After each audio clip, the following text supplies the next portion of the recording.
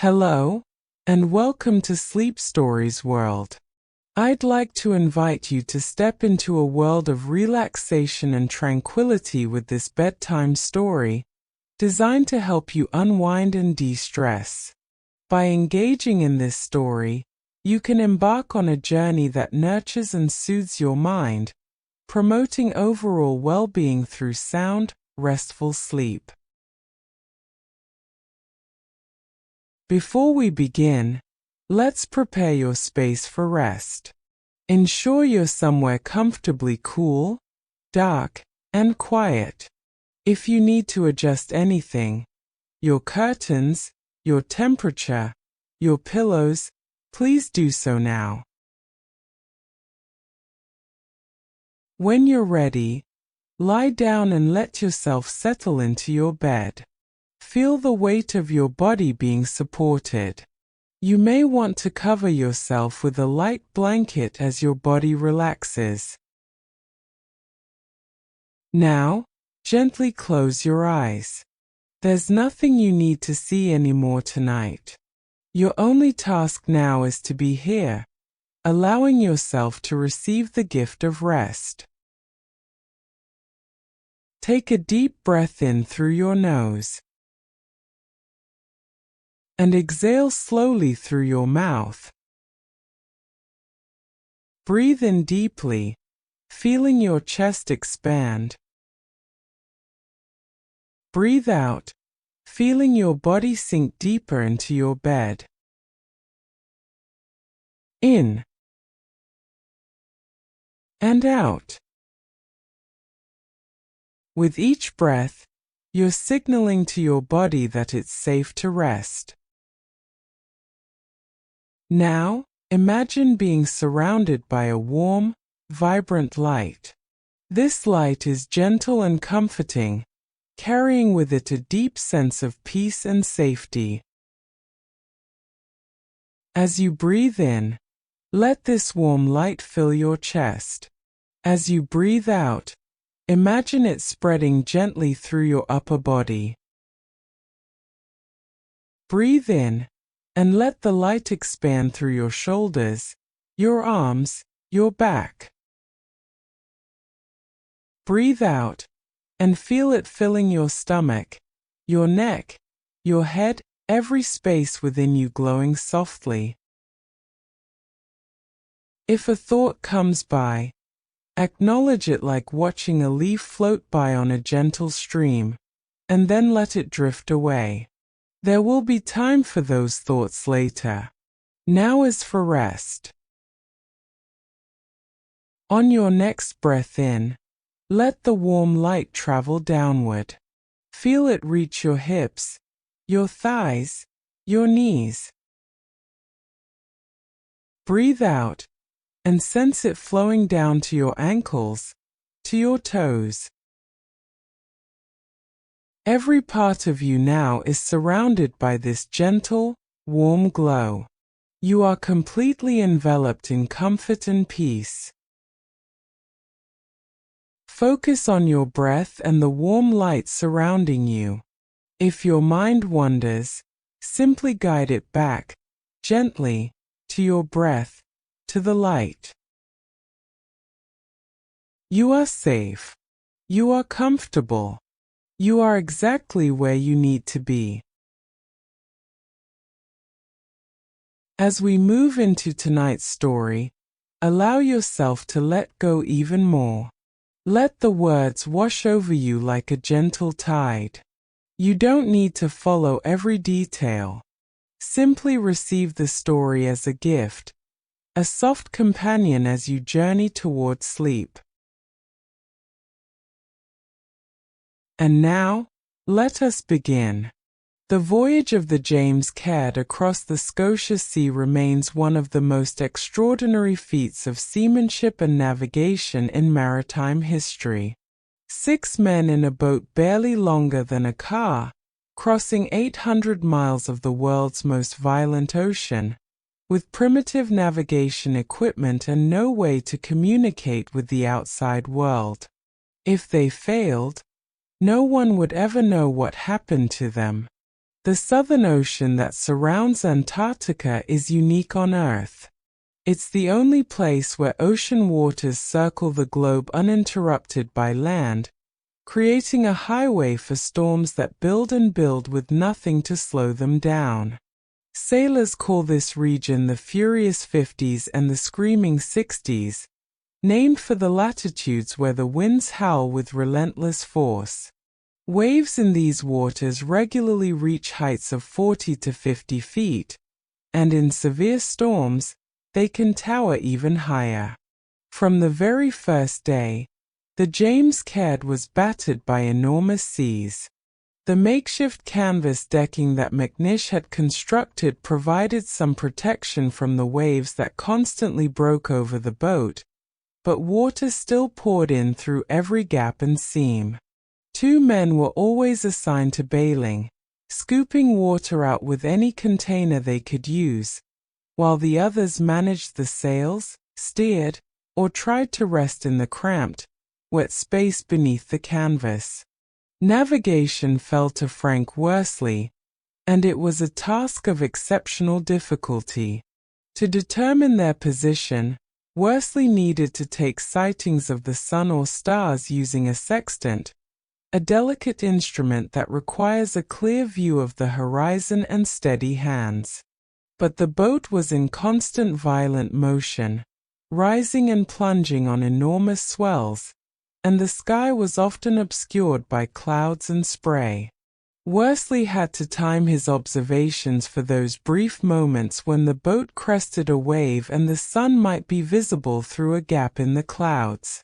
During the entire 16-day journey, he was able to take only 4 reliable sun sights. For observations to navigate 800 miles across open ocean, it was navigation of almost miraculous accuracy. The cold was relentless.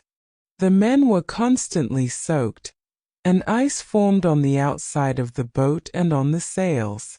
Their clothes never dried, and they had no way to warm themselves except huddling together in the cramped space under the canvas. Their sleeping bags became sodden and useless. They took turns at the tiller, steering the boat through the mountainous seas, their hands so cold they could barely feel the wooden handle. Their food was minimal, mostly biscuits and dried meat, which they tried to warm over a small primus stove. But lighting the stove in the violently pitching boat was dangerous and often impossible. Sometimes they went days eating only cold food, their bodies desperate for the warmth and energy that a hot meal provides. They melted ice for drinking water, but the process was slow and fuel was precious. Thirst became a constant companion, despite being surrounded by endless water. On the 5th day out, May 5, 1916, they encountered a storm so severe that Shackleton later wrote it was the worst he had ever experienced in his 26 years at sea. Waves towered above them, their crests blown into horizontal sheets of spray by winds that screamed at over 70 miles per hour. The men could do nothing but run before the wind, trusting that the James Caird would somehow rise over each massive wave rather than being swamped and sunk. At one point during this storm, Shackleton was at the tiller when he looked back and saw what he first thought was a break in the clouds, a line of clearing sky. Then he realized with horror that it was not sky at all, but the face of a wave larger than any he had ever seen, a wall of water perhaps 60 feet high bearing down on them. He shouted a warning, and seconds later the wave broke over the James Caird with tremendous force, nearly capsizing the tiny boat. Water poured in, and for several terrifying moments they thought they were sinking. But the boat somehow stayed upright, and the men bailed frantically, throwing water over the side as fast as their exhausted arms could move. After 16 days of this ordeal, 16 days of constant cold, wet, sleeplessness, and fear, Worsley's navigation proved astoundingly accurate. On May 8, 1916, they sighted land. Through the mist and spray, they could see the towering mountains of South Georgia Island. They had crossed 800 miles of the most dangerous ocean on Earth and found a target just 54 miles wide. If Worsley's navigation had been off by even a few degrees, they would have missed the island entirely and sailed past it into the vastness of the Atlantic, where they would certainly have perished. But sighting the island was not the same as landing safely. The side of South Georgia they approached was the uninhabited southern coast, a wall of cliffs and glacier pounded by massive surf. They needed to reach the northern coast, where the whaling stations were located. For 2 more days, they struggled along the coast, searching for a place to land while being driven dangerously close to the rocks by wind and waves. Finally, on May 10, 1916, they found a small cove on the southern coast where they could land the boat. They dragged the James Caird up onto the rocky beach and collapsed, too exhausted even to celebrate. They had made it to South Georgia, but they were on the wrong side of the island, separated from the whaling stations by 32 miles of unmapped, glacier-covered mountains that had never been crossed. After a week of rest and recovery, eating birds and drinking fresh water for the first time in weeks, Shackleton assessed their situation. The boat was too damaged and the men too weak to sail around the island to the whaling stations. Their only option was to cross the mountain range on foot. It was a journey that no one had ever attempted, across terrain that was completely unknown. Shackleton chose 2 men to accompany him, Worsley, because they would need his navigation skills, and Tom Crean, because of his enormous physical strength and unflappable temperament. The other 3 men, McNish, McCarthy, and Vincent, would remain with the James Caird. They were in the worst physical condition and couldn't manage the mountain crossing. On May 19, 1916, at 2 o'clock in the morning under a full moon, Shackleton, Worsley, and Crean set out to cross South Georgia. They carried minimal equipment, a rope, an axe, a small stove, enough food for 3 days, and a carpenter's adze that could serve as an ice axe. They wore the same filthy, salt-crusted clothing they had worn for months. They had no map, no climbing equipment, and no idea what lay ahead except that they had to cross multiple mountain peaks and glacier to reach Stromness whaling station on the other side. The crossing of South Georgia took 36 hours of nearly continuous walking and climbing. They navigated by moonlight and instinct, choosing routes that seemed passable and turning back when they encountered cliffs or impassable crevasses. They climbed peaks over 3,000 feet high, crossed glacier riddled with hidden crevasses, and descended slopes so steep that at one point they sat down, tied themselves together, and slid thousands of feet down a snow slope in the darkness, hoping they wouldn't hit rocks at the bottom. They kept moving because stopping for long in the extreme cold would mean death. When exhaustion threatened to overcome them, they took turns sleeping. One man would sleep for 5 minutes while the other 2 kept watch. Then they would wake him and continue.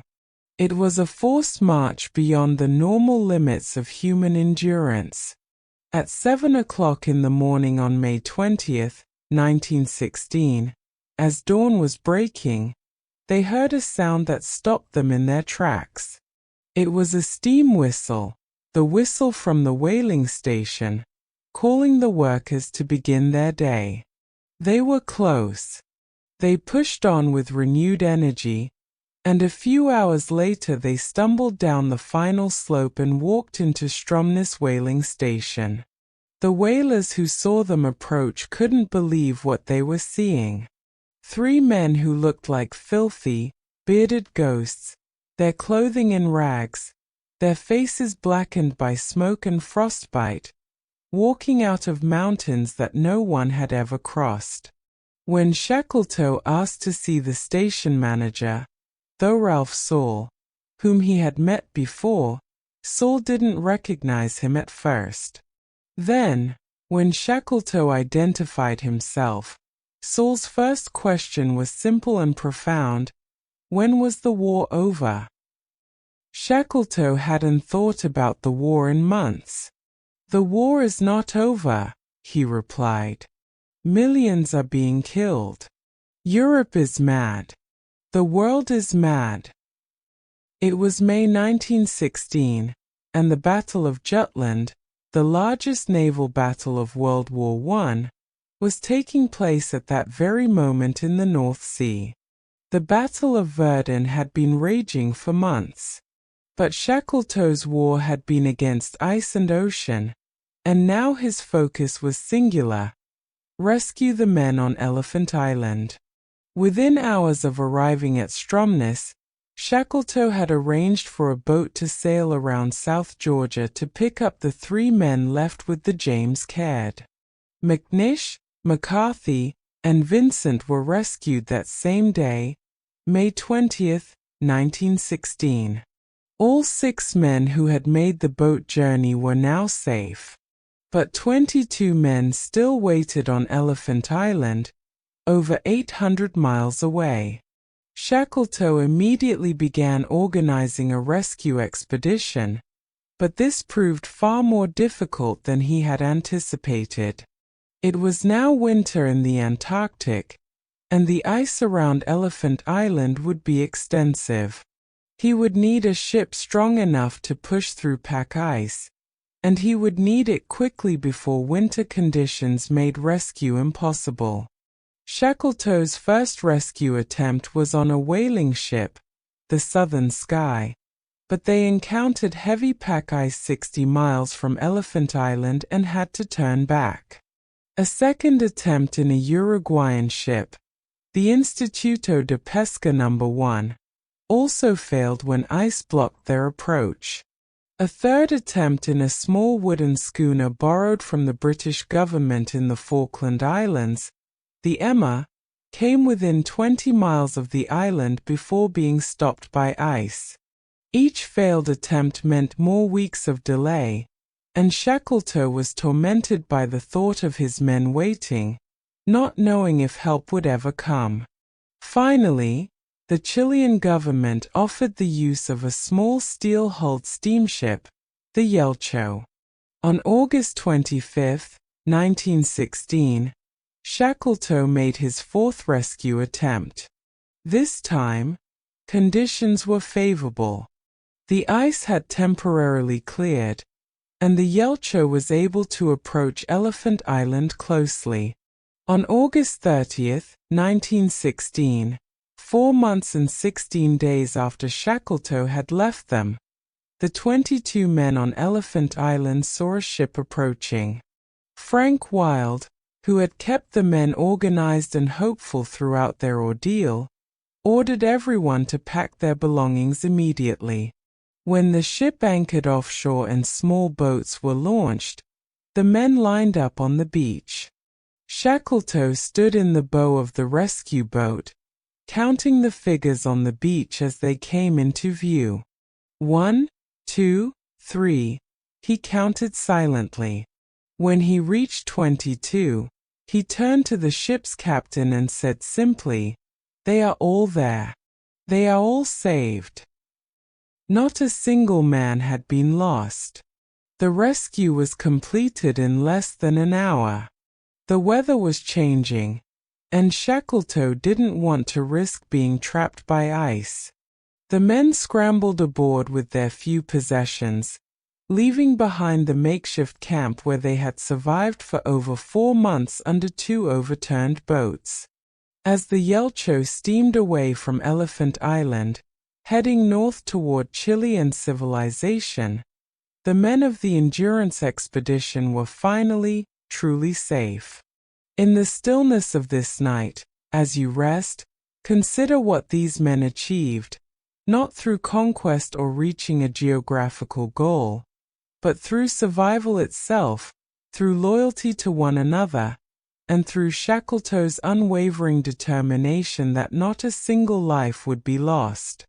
It was, in its way, a greater triumph than reaching any pole.